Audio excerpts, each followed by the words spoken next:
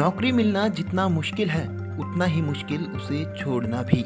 कोई भी नौकरी छोड़ने से पहले कर्मचारियों को कठिन परिस्थितियों का सामना करना पड़ता है। आपको ये अच्छे से पता होना चाहिए कि नौकरी छोड़ने का क्या नतीजा हो सकता है। हम ये बात इसलिए भी कह रहे हैं क्योंकि हाल ही में एक ऐसा मामला सामने आया है जहां नौकरी छोड़ने पर आपको कई परेशानियों का सामना करना पड़ सकता है।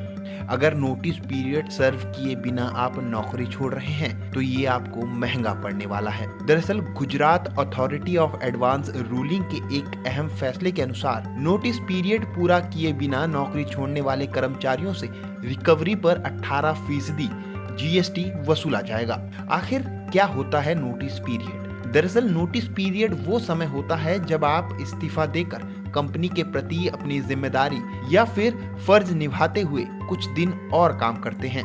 जीएसटी अथॉरिटी के ताजा फैसले के मुताबिक अगर कोई कर्मचारी बिना नोटिस पीरियड पूरा किए नौकरी छोड़ता है तो उसके फुल एंड फाइनल पेमेंट पर 18% जीएसटी कट सकता है। दरअसल यह मामला अहमदाबाद की एक निर्यात कंपनी एग्रीमिनल फार्मास्यूटिकल के एक कर्मचारी से शुरू हुआ था।